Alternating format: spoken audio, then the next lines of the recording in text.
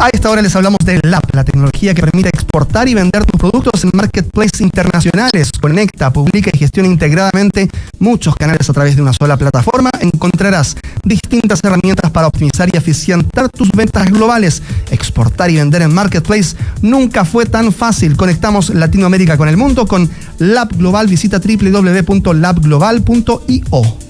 Las noticias que debes saber. Titulares en clave Morse. Entre otras noticias, lo que mencionábamos antes de la pausa, también tiene que ver con Pekín y Washington, que acordaron prorrogar por 3 meses su tregua arancelaria. Pero además, les contamos que la Oficina contra el Crimen Organizado del Servicio de Impuestos Internos identificó empresas que venderían salmón robado o de contrabando usando facturas falsas y operaciones irregulares. Tras un análisis de datos tributarios, el organismo ya denunció un caso por ventas de 83 toneladas sin respaldo y prepara 3 acciones judiciales más en coordinación con Cernapesca, el Ministerio Público, policías y gremios del sector. En Argentina, el viceministro de Economía de ese país, José Luis Daza, aseguró que el gobierno de Javier Milei logró frenar un déficit fiscal del 5% del PIB en un mes y evitar una hiperinflación pese a heredar reservas negativas por 13.000 millones de dólares. Destacó que 2 millones de niños salieron de la pobreza y proyectó que Argentina se convertirá en una potencia minera. Y también lo comentábamos antes de la pausa con Dani Tenú, el IPC de Estados Unidos registró en julio un 2,7% interanual, igual que en junio, mientras que la inflación subyacente subió a 3,1% en línea con lo previsto por analistas y en medio del impacto de la política arancelaria de Donald Trump. La Reserva Federal va a decidir en septiembre, a comienzos de ese mes, sobre los tipos de interés que se mantienen entre el 4,25% y el 4,5% desde diciembre. Esto es Empresarios al Micrófono, un espacio desarrollado entre Cambridge Business Association y Clave Morse. Me acompaña, o yo acompaño en realidad, si yo estoy aquí de invitado hoy día, Jocelyn Black, Managing Director Chile de Cambridge Business Association. ¿Cómo estás, Jocelyn? Hola, Carlos. Sí, Daniel no puede acompañarnos hoy día, así que un placer compartir este espacio entonces aquí Empresario al Micrófono y estar juntos. Tuve unas semanitas ahí en un viajecito hacia las tradiciones escocesas, así que vengo incorporándome, celebrando este 11º capítulo de Empresarios al Micrófono en conjunto con Radio La Clave y Cambridge Business Association. Sí, trajiste dulcecitos, veo, de Escocia, ¿sí? con gaita, ¿o no? Con gaita, con mi kilt. Yo tengo mi kilt de mi tartán de Clan Lemont, de la familia escocesa, claro. Así que con mucho orgullo fui a vestir mis trajes y estar en el mes de agosto, que en el fondo se celebra tradicionalmente el tatú, y el mes en el fondo de los Highland Games y todas las tradiciones escocesas propiamente de nuestras tierras. Sí, que nosotros vemos mucho por el cine, nos parecen bien lejanos, pero que en realidad tienen mucho también de tradición prácticamente milenaria.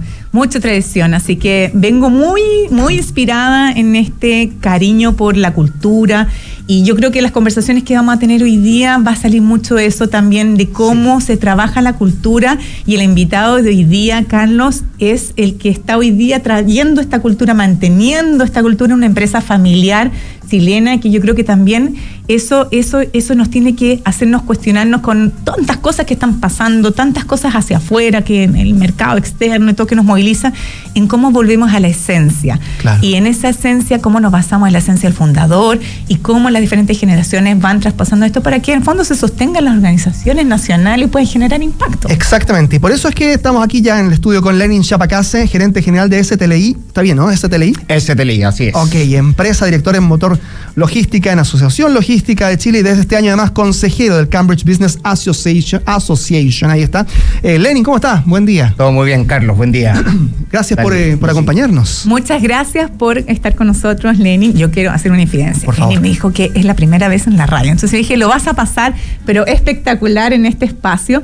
Qué importante es que gerentes generales, líderes de negocio, consejero también de CBA, que además de solamente la parte técnica, estallero, sombrerito, gran experiencia en temas de consejos a empresas familiares, también es el lado humano de Lenin. Y yo quiero empezar a poner un poquito eso en este programa, Empresario al Micrófono, porque eso es lo que es el sello de CBA. Nosotros vemos el lado humano, y la verdad es que Lenin, además de todos estos sombreritos, tiene eso. Ha sido capaz de, en estos 50 años de trayectoria en la empresa familiar, ir poniendo también, acompañando desde lo humano, desde la escucha, y eso que hace en la empresa también lo hace con nosotros, y así que es una honra de poder tener a una persona que nos inspira tanto y que nos ayuda tanto en un rol de consejero a guiarnos en el fondo en los plazos de largo plazo también en CBA. Así que muchas gracias por acompañarnos. No, gracias a ustedes por la invitación. Sí, por supuesto. Ahora, partiendo por ese concepto, ¿no?, de empresa familiar, es importante saber cómo se transmiten, porque también me imagino yo que en el ámbito de las empresas familiares, que son muy importantes a nivel mundial, marcan tendencia, saber cómo se transmite justamente un legado, por ejemplo, de un fundador de generación en generación. En el caso de ustedes, por ejemplo, ¿cómo lo han logrado hacer?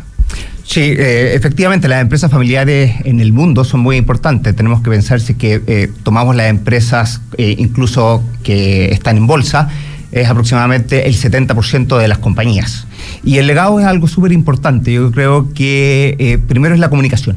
Yo creo que la comunicación clara con los stakeholders, ¿cierto? Con la familia es clave, ¿cierto? Para ir transmitiendo el legado e incorporar a las siguientes generaciones.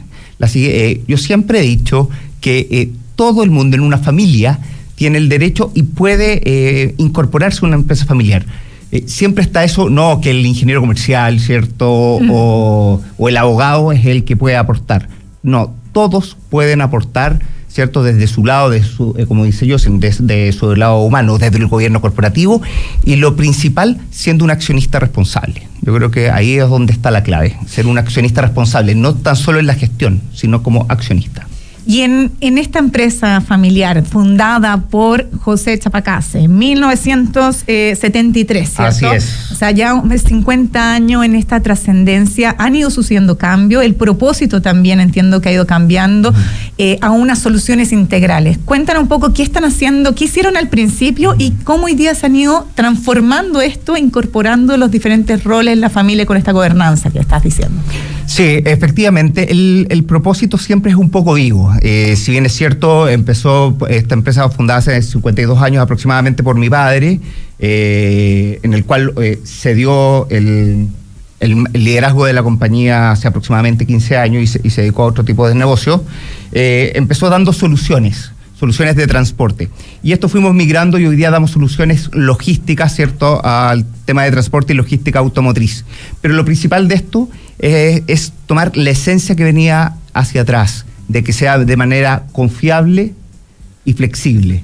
Y la flexibilidad en el mundo que vivimos hoy es parte fundamental, ¿cierto?, para seguir haciendo negocios a nivel internacional y también acá en el país. Tener un propósito claro, ¿cierto?, la familia, los accionistas, y que este propósito también hable con la compañía, puede dar sostenibilidad en el tiempo, en el negocio. Pero fuera de también de esto de la gobernanza y tener que ir negociando con las familias para poder mantener esta trascendencia, en el camino, ¿cómo ha sido ese juego en el fondo para poder decir como, oye, empezamos en transporte, pero hoy día están súper diversificados también? Entonces, hoy día, si tuvieras que resumir, ¿qué es lo que están impactando y por qué STLI debería estar trascendiendo en los próximos años? ¿Cuál es el impacto en el negocio hoy día de la compañía en la cual tú estás liderando? Tener una visión clara es lo principal, qué es lo que hacemos, para qué lo hacemos y por qué lo hacemos. Poner foco en nuestros clientes, pero también en la gobernanza. Y ahí me quiero pasar a la sostenibilidad del negocio. Tener una gobernanza hoy en día es clave para tener un negocio en el largo plazo. Y en el caso nuestro, una gobernanza mixta, en el sentido de que si bien es una empresa de accionistas de una sola familia, tenemos directores externos. Es un mix de directores externos con algunos familiares, y en nuestro caso, incluso como me toca liderar la compañía como gerente general, el presidente del directorio es una persona externa, en el cual tengo que rendir cuentas. Mira. Y tengo que rendir cuentas, ¿cierto?, a los accionistas, que en este caso son mis hermanos, y también rendir cuentas al directorio, al gobierno corporativo. Algo bien difícil de conseguir, Carlos, ¿no es cierto? Porque como empresa familiar, me imagino que eso es más difícil de soltar, ¿no? ¿Por quién me va a venir a decir, en fondo, me pongo en un precio? Pero además por un término de cultura, ¿no? Porque obviamente las personas somos distintas. La cultura, cuando se habla de grupos de personas, también empieza a ser distinta. Los matrimonios ya de inmediato es un ejemplo de eso, digamos, partamos de esa base, ¿no? Familia contra otra familia, o con otra familia en este caso. Ya de inmediato se generan a veces en la cultura ciertas formas de combinar que no necesariamente son iguales unas a las otras. En las empresas pasa lo mismo. Sí, efectivamente, pero como tú dijiste, es parte cultural. Todos somos distintos y tenemos que respetarnos y tenemos distintas posiciones, pero esa es la gracia. Un gobierno corporativo diverso, un equipo diverso es el que te va a llevar, eso es lo que hace el equipo, eso es lo que te va a llevar, ¿cierto?, a la cima o al objetivo final, porque si pretendemos ser todos ingenieros comerciales, todos ingenieros civiles y pensamos todos iguales, no vamos a estar viendo otro tipo de cosas. Hoy día vemos gobiernos corporativos en el cual hay gente especialista en temas de personas, hay hoy día temas de ciberseguridad. O sea, tienes que tener a alguien en el gobierno corporativo que sea un experto en ciberseguridad, en las tendencias que el mundo ha ido cambiando y hay que irse adaptando para ser sostenible en el tiempo. Oye, Lenin, y eso de mantenerse adaptando, tienes que estar mirando, y estás hablando muy bien de cómo la empresa en estos años ha ido incorporando estructuras, sistemas, conocimiento para poder mantenerse al día y tomar decisiones a tiempo para largo plazo. Pero vemos hoy día también como el entorno, y ahí quería que nos pudiéramos meter un poco en el mercado en el que tú te mueves, que es el tema de la logística, ¿cierto? Donde tenemos un año, venimos de algunos años ya todavía del tema de la pandemia, que ayudó y perjudicó a muchas empresas en los temas logísticos. Okay. Después tenemos un cambio también de forma de mercado, de donde con todo lo que es la guerra comercial este año, de a qué mercado vamos, y eso también me imagino que genera ciertos impactos en el mercado que tú estés. Entonces, cuéntanos, ¿cómo has visto tú en Chile el mercado logístico? ¿Cómo en algunos lados dicen que ha crecido? ¿En Chile está siendo así? ¿Qué es lo que está pasando en el sector acá? Sí, el mercado logístico en general efectivamente ha ido un crecimiento sostenido. Estamos hablando de un crecimiento entre el 4 al 6%. Eso también lo vemos en el nivel de vacancia de bodegaje. Estamos alrededor del 5% de vacancia, que esto estamos a número de prepandemia, y esto se ve un poco en la zona norte, en la zona sur, que son distintas las cifras. De la zona sur de Santiago, me refiero. Me refiero. Estaba pensando en el norte, ya. Sí, no. En la zona sur de Santiago, pero la vacancia es aproximadamente el 5%. Pero efectivamente, con el tema, la incorporación del e-commerce, o sea, nuestro comportamiento de compra ha ido cambiando. Entonces, la logística de última milla ha sido fundamental, y en eso la hemos ido profesionalizando en todos los que estamos en este sector. Porque tú también empiezas a hacer, hace algunos capítulos tuvimos a alguien también de Mercedes, que era automovilístico, y tu foco en la parte de logística, de servicio, también está súper fundamentado en la parte automotriz. Entonces, efectivamente. Hoy eso es como un pulso, decíamos antes, en el termómetro, en el fondo, de la economía de Chile. ¿Cómo estás viendo eso? Porque en el servicio última milla estamos creciendo, están llegando más vehículos, ese es el fuerte en el fondo para el crecimiento de Chile. ¿Cómo se está comportando ese mercado? Sí, en los últimos 3 años el mercado automotriz ha estado un poco estancado. Estamos con cifras anuales de alrededor de 310.000 unidades anuales. Y en pandemia o pospandemia, estamos hablando del año 21-22, tuvimos cifras históricas sobre 400.000 unidades.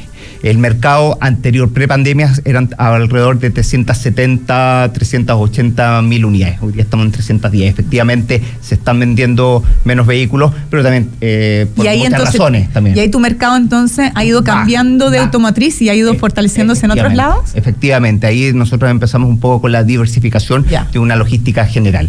Si bien es cierto, estamos en una logística muy de nicho, 100%, o sea, muy enfocada en el tema automotriz, pero también dentro de la logística tú vas dando distintos servicios, porque al final el mercado va cambiando.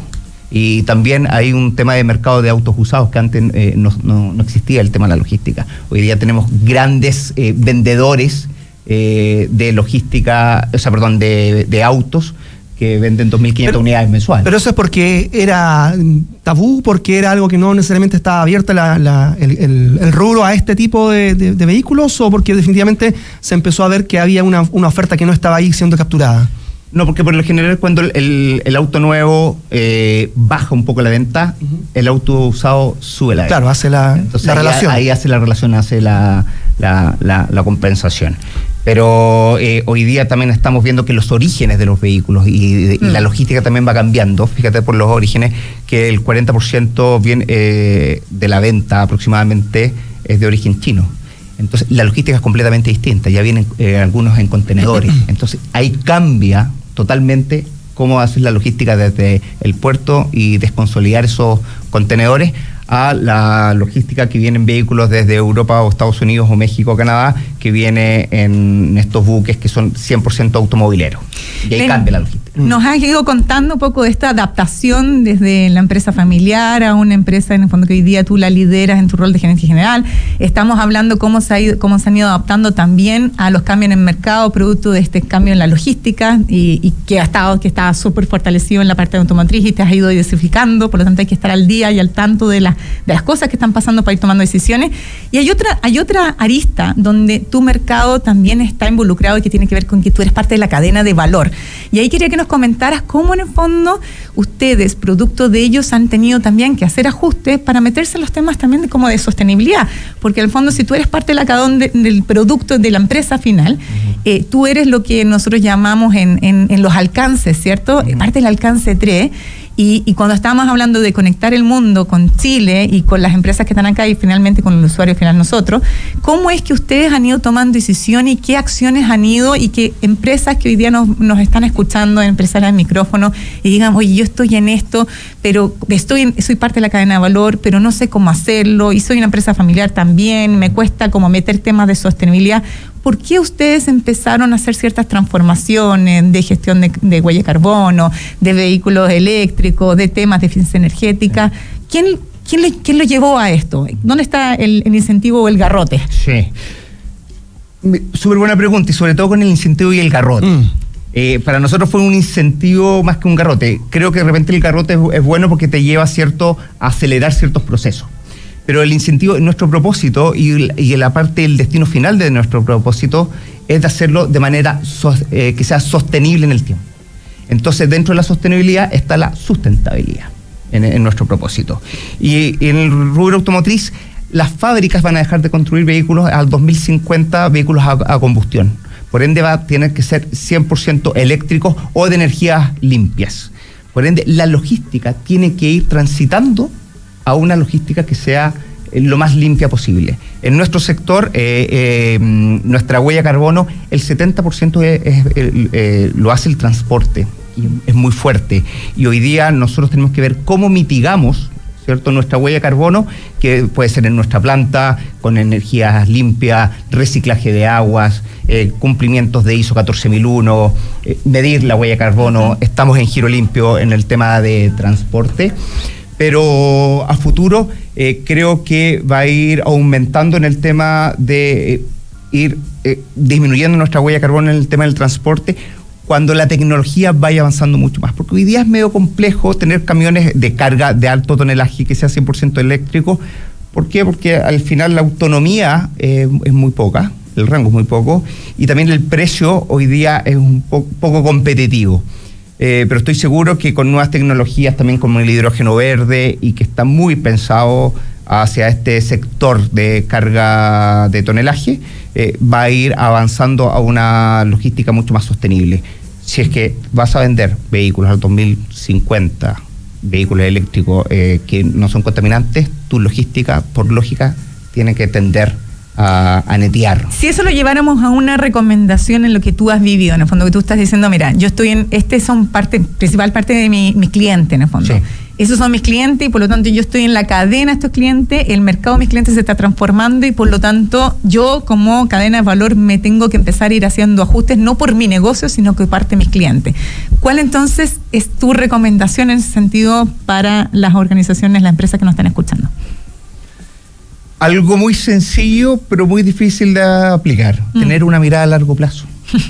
Porque de repente nos volvemos muy cortoplacistas. Queremos la rentabilidad o lo queremos ver ahora ya. La paciencia hay que cultivarla. ¿Y cómo se hace eso de liderar la paciencia en tu rol de liderazgo de gerente general de una empresa familiar? Porque al final tienes a los hermanos ahí al lado tuyo diciendo, pero este es nuestro patrimonio, y tienes un directorio que es externo y que empieza a decirte que claramente ellos sí tienen mucho más el mirar a largo plazo.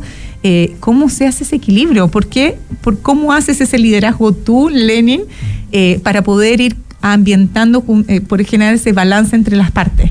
Sí, en mi caso también un poco factor suerte, porque somos unos hermanos o una familia bastante sintonizada, más que alineada, o sea, que estamos muy en sintonía, y lo mismo con el directorio.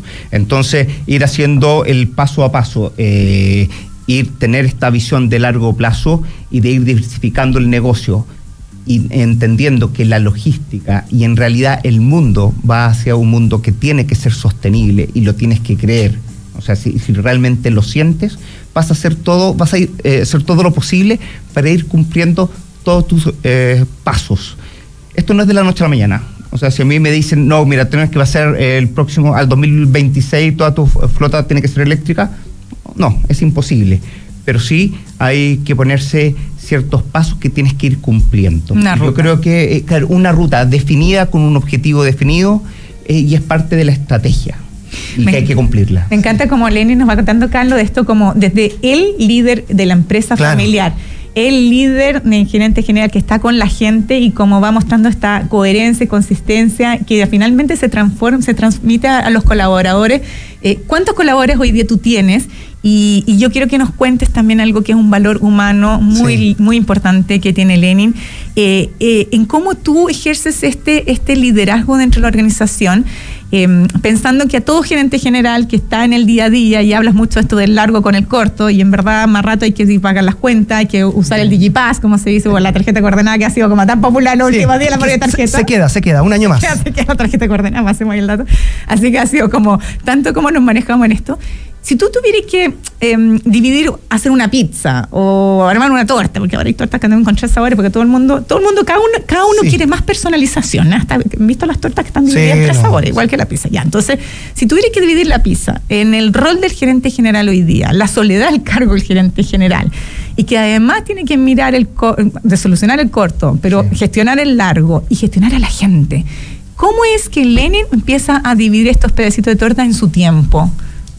Sí, fíjate que no es una pregunta que me hagan comúnmente, pero si la tuviera que dividir, la dividiría en 3, principalmente en el core. Y cuando yo hablo del core, muchos a lo mejor dicen, bueno, una empresa operativa, logística, te vas a ir directamente a la operación. Yo digo, no, mi core son las personas. Las empresas están, principalmente es por personas. Entonces, muy centrado en el tema de las personas, en el tema de que si efectivamente es difícil dedicarse a cada una, pero sí tengo que darle tiempo de conocer por lo menos una vez al año.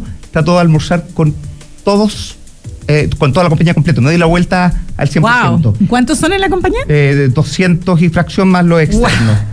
Entonces, hacemos el tema de los cumpleaños, y eso a mí es una retroalimentación tremenda. Y no hablamos de temas de la compañía, sino que hablamos de temas de vida, de niñez, de vacaciones, de lo que sea. Y ahí tú conoces realmente a la persona, porque somos personas. Acá mismo, nosotros nos estamos relacionando entre personas. Y yo le digo, tu llamado es menos puertas adentro y más relacionan con tus colaboradores, totalmente, más abiertos hacia afuera para poder fortalecer el dentro. Efectivamente, y cuesta porque el día a día de repente con reuniones te va llevando, obvio, pero hay que hacerlo parte de tu agenda. Y en eso el Departamento de Personas siempre está muy detrás y con mucho apoyo de ir poniendo, cierto, dentro de mi agenda espacios para que yo me pueda reunir con la gente. Y ese es para mí en nuestro core. Y es súper importante. Es súper importante. Y después ya lo divido en las otras 2 cosas que obviamente que hay que dedicarse. Primero la operación en sí, los procesos. Yo siempre, los procesos para mí, sobre todo en las empresas logísticas, son muy importantes. Como dice Walt Disney, o como dijo en realidad Walt Disney, la magia existe pero con proceso. Bueno, detrás de la magia hay proceso. Para que un gerente general esté absorbiendo, retroalimentándose constantemente con su gente, con los espacios del directorio para mirar a largo plazo, hay que en el fondo tener procesos y estructuras para que realmente tengas ese tiempo para poder dedicarlo. Efectivamente, y revisarlas y van cambiando dependiendo de los contextos del mercado. Y por último, al final, la estrategia. Claro. Última preguntita, porque ya Sí, tenemos ya que ir nos- cerrando, ya nos estamos pasando. Estamos pasando, sí. Bueno, en última preguntita que siempre le hacemos, Lenin, a nuestros invitados, y tú en tu rol de consejero de CBA que te sumaste este año, nos has ido acompañando en la comunidad, nos acompañas en este rol también como de directorio, en el fondo de mirada externa. ¿Qué es lo que ves que es importante en esto que nos das elementos que tú mismo vives, pero que se vive en la comunidad, en la soledad al cargo, de acompañarnos, de tener sesiones de grupo, de darnos recomendaciones, de compartir prácticas y experiencias para poder ir avanzando? ¿Cuál es el valor que tú has visto en tu rol de consejero de CBA? ¿Por qué alguien debería sumarse a instancias de aprendizaje, de nutrición como estas? Es lo mismo que estamos haciendo ahora, es un espacio de acompañamiento, es un espacio de colaboración, de compartir experiencias y siempre he dicho, a lo mejor no te van a dar la respuesta, pero sí te van a ayudar a pensar, a cuestionarse. Y yo creo que como empresarios, como líderes, como gerentes generales o ejecutivos, sí, tenemos que estar en permanente cuestionamiento, ¿cierto?, de cómo poder hacer las cosas mejor y recibir ciertos feedback y comentarios. Bien, queremos agradecer en esta mañana de miércoles la presencia de Lenin Chapacase, gerente general de STLI Empresa. Muchas gracias espero que haya sido agradable esta primera experiencia en radio. Y ahora que sea la primera de muchas. Claro que sí. Bueno, y también, por supuesto, Jocelyn, muchas gracias por acompañarnos. Muchas gracias, Carlos. Un saludo a Daniel y un saludo a todos nuestros aquí telescuchas que nos han acompañado. Hasta el próximo capítulo de Empresarios al Micrófono con CBA. Y Así es. 10 de la mañana en punto, ya viene Emprender es Clave, por supuesto, acá en el tren programático de la 92.9. Vamos.